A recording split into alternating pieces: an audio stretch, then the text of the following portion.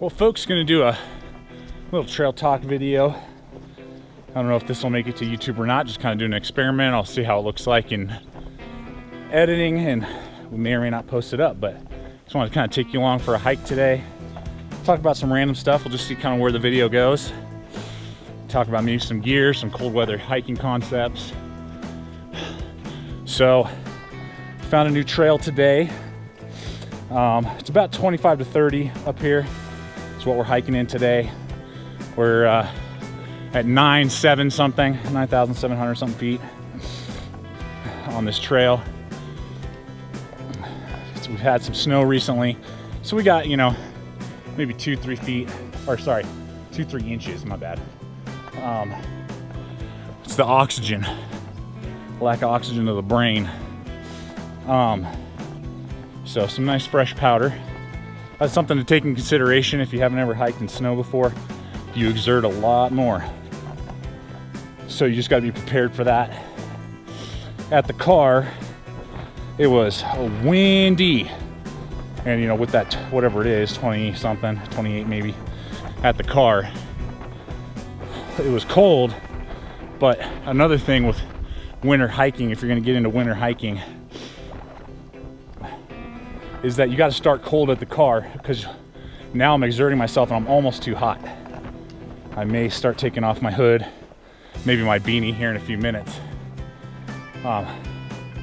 So if you're at the car, start cold. Within about 15 minutes, you're gonna be toasty. So just take that in consideration.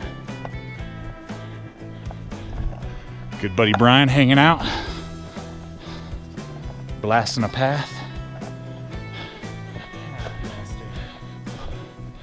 Super windy, but man, those trees give us good blockage. We're sorry for y'all, those of you that live in plain states. Seriously, like we feel sorry for you, not like in a sarcastic, I feel sorry for you. I'm partially sarcastic, and I actually do feel sorry for you. But that doesn't mean I want you to move to Colorado. Please, please don't. So, beautiful day though.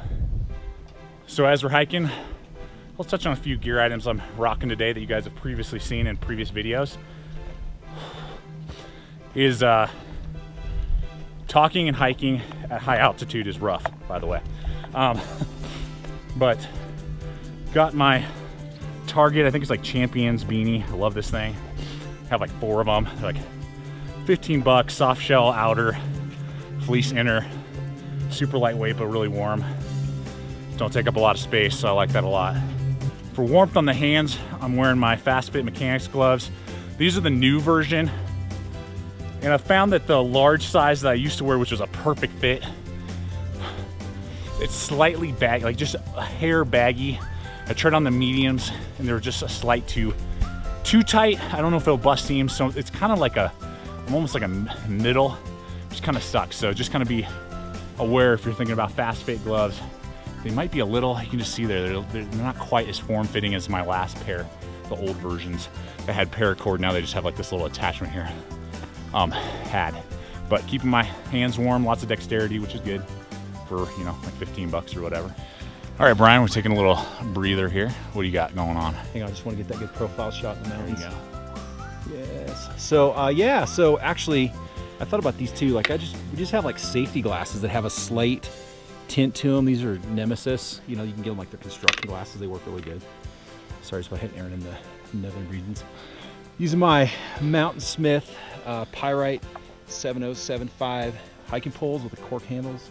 Got my Garmin 64S. I mean, we're not quite that stupid. We're just in and out today, but still. I have my Benchmade Protagonist strapped up and my Go Light jacket. So, Go Light, why did you guys have to have such a crappy business model and go out of business? I would.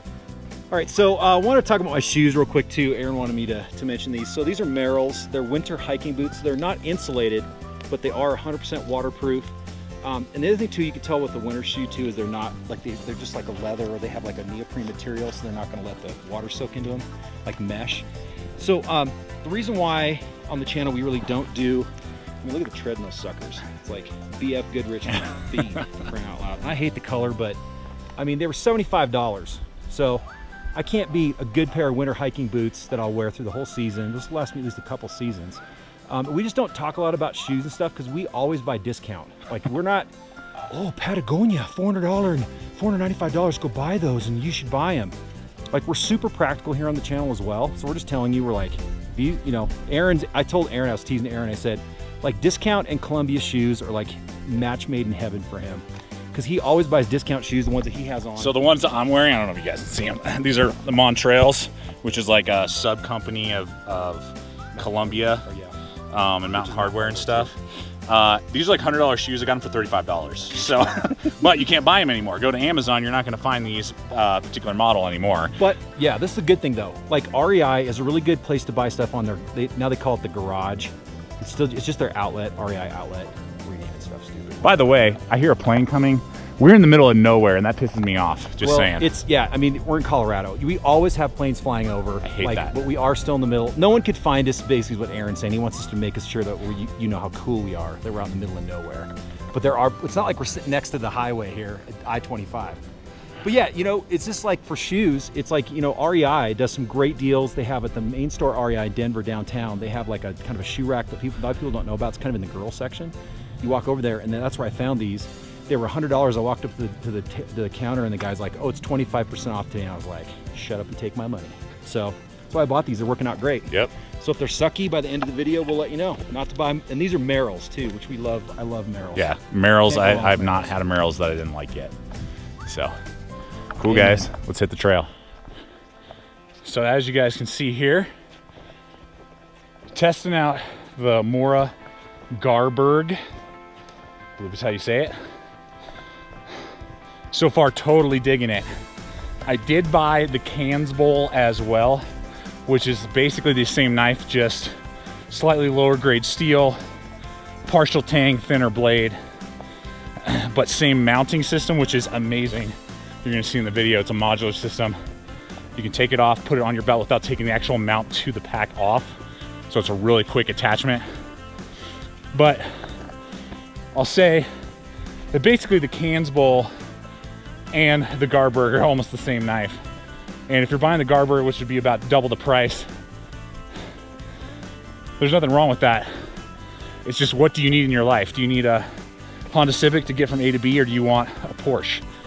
Because they both are the same sense that they're a car. They're gonna get you from A to B. The Garberg, you feel the quality. You know you're driving or using a better knife, so to speak. You know you're driving a better car with a Porsche than a Civic. But a Civic's still gonna get you from A to B. So do you wanna spend 75 to 80 bucks, or do you wanna spend 30 to 40 bucks? And so as I'm waiting for Brian to check out a turn, we're trying to decide where we're gonna pitch camp and have a little fire and stuff. But another thought with this, you know, I know a lot of people have been complaining about the price of the Garberg, and I get that totally. And again, the Cans Bowl is going to do basically everything for half the price. But I will say this: if another company had come out with this exact same knife and it didn't say Mora and it said Falkneven, huh? Okay, I'm coming. I guess we found a spot. If it said Falkneven on it, I'm just trying to think of some other companies. You know, if SE had come out with a stainless steel, you know, system like this or something, that was charging 80 bucks, everything was exactly the same, just different name brand, everyone would be going nuts. This is amazing. This is fantastic. Great value. Blah blah blah blah blah. So, in a way, I think that how amazing the budget items that Mora produces and the heavy duty companion and stuff like that around 20 bucks is just insane. But in some ways, they kind of shot themselves in the foot in that now the market expects them to always produce low-end stuff in the sense of price point. But I'm glad to see that they are moving in a direction that they still keep, you know, the budget stuff, but also are offering some stuff with higher quality steels, much better MOLLE attachment, you know, sheath options, and you know, full tangs for those who want full tangs in their knives. So it's just something to kind of think about, food for thought there with this trail talk video.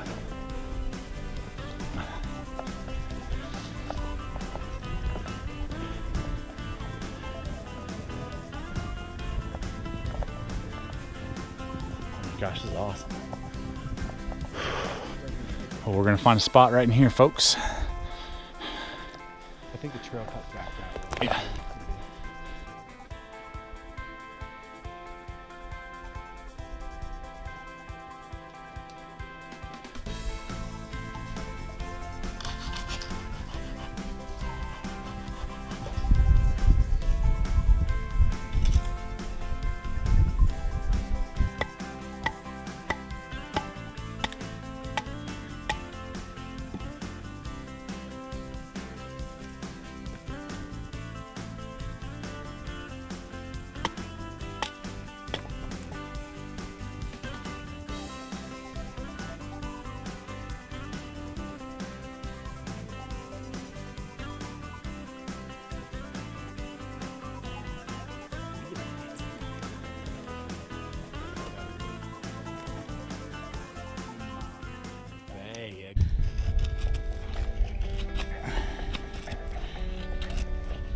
You got some embers there. Yeah. I really could use some moss. There we go. There we go. There you go. Smother it. Smother it. There you go.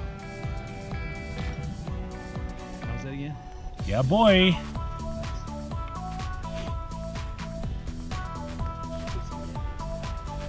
Did I tell you how to like open this can?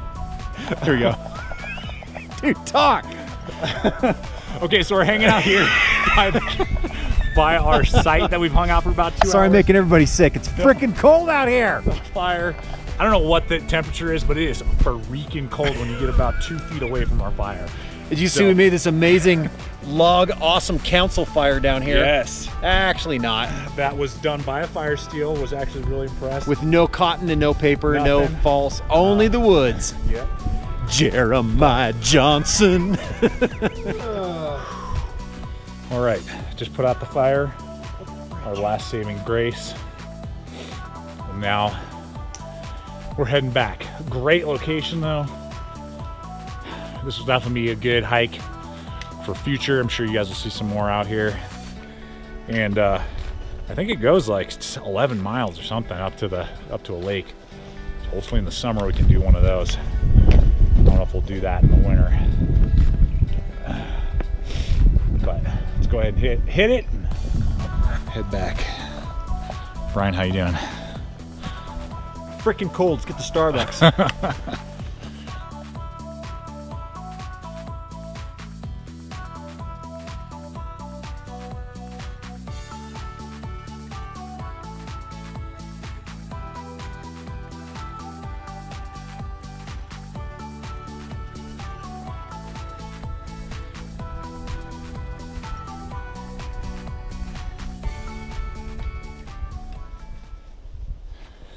So some other gear tips and just kind of talking through cold weather stuff is, you know, we were talking about mechanics gloves on the way up, and that was fine for trekking.